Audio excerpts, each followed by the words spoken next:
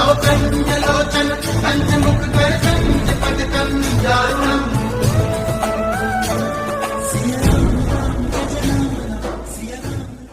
महाराज जी के आज के विशेषांक में रक्षा सूत्र परिवार के सभी सदस्यों का हार्दिक स्वागत है। बाबा जी के भक्तों को राम राम। काकड़ी घाट मंदिर के ठीक ऊपर पत्थर से बनी एक झोपड़ी नुमा कुटिया है, जिसकी ढलान वाली छत भी चपटे पत्थरों से बनी है। माँ इस कुटिया के प्रांगण में धूप में बैठा करती थी। इस कुटिया के बारे में पूछने पर माँ ने बताया कि बहुत पहले यहाँ 2 वृद्ध माइयाँ रहती थीं। वे सिद्ध संत थीं। वह माइयाँ बताती थीं कि उन्हें अक्सर एक लाल लंगोटी पहने बहुत बड़ा बंदर दिखाई देता है, जिसके कंधों पर 2 बालक होते हैं। वो बालक कोई और नहीं, राम और लक्ष्मण हैं। कभी प्रांगण में, जहाँ आज हनुमान जी का मंदिर है, 4 छोटे छोटे बालक घुटनों के बल खेलते दिखाई देते हैं। वह बालक कोई और नहीं, राम लक्ष्मण भरत शत्रुघ्न हैं। यह बताते हुए माँ बार बार कहती, हनुमान जी अजर अमर हैं। हनुमान जी के मंदिर के पास ही वर्ष 2008 में महाराज जी का एक छोटा विग्रह स्थापित किया गया, जो कि काले पत्थर से बना हुआ है। महाराज जी के इस विग्रह को चेन्नई से लाकर यहाँ स्थापित किया गया था। कुछ वर्षों बाद कुमाऊं के पहाड़ों में भारी वर्षा और बादल फटने के कारण शिव मंदिर पानी के बहाव में बह गया।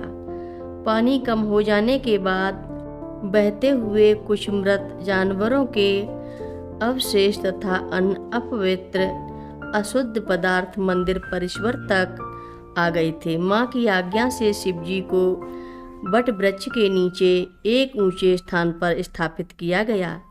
ये दोनों आयोजन बड़े ही विधि विधान से संपन्न हुए और भंडारे से कार्यक्रम का समापन हुआ। जैसे कि पहले भी कहा गया है, 15 जून के भंडारे के बाद माँ एकांतवास के लिए चली जाया करती थी। आश्रम में भक्तों की लगातार बनी रहने वाली भीड़ और दोनों माँ व्यस्त दिनचर्या के बाद उनके स्वस्थ लाभ के लिए जलवायु में थोड़ा बदलाव आवश्यक होता। आश्रम में माँ के दूर जाने का एक कारण यह भी होता कि कैची में माँ के प्रस्थान के बाद लोगों का आगमन बहुत कम हो जाता था, जिससे आश्रम के कर्मचारियों को भी थोड़ा विश्राम मिल जाता। एकांतवास के दिनों में माँ नियमित रूप से प्रातःकाल जंगलों में घूमने जाती। उस समय उनके व्यवहार में, उनके स्वरूप में एक अनोखी निर्बाधता का भाव रहता था। चलते चलते माँ कहीं पर रुककर जंगल के फूल चुनने लगती और कभी मुझे पहाड़ी जड़ी बूटियों के औषधीय गुण के बारे में भी बताती। कभी किसी पेड़ की छाल का टुकड़ा निकालने को कहती तो उसके नीचे से लाल रंग का चूरा जैसा पदार्थ निकलता। माँ बताती थी कि पूर्व काल में इसका उपयोग पूजा के लिए सिंदूर की जगह किया जाता था। रास्ते में जब किसी स्थानीय देवता का मंदिर मिलता तो वह माँ का विश्राम स्थल होता।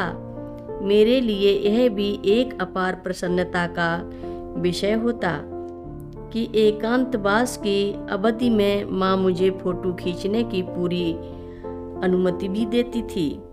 80 के दशक के आखिरी वर्षों में एक बार एकांतवास के लिए निर्धारित समय में कुछ विलंब हो गया था। माँ ने 15 जून के भंडारे के बाद आश्रम की व्यवस्था पूरी होने तक कैंची में कुछ दिन रुकने का निर्णय लिया।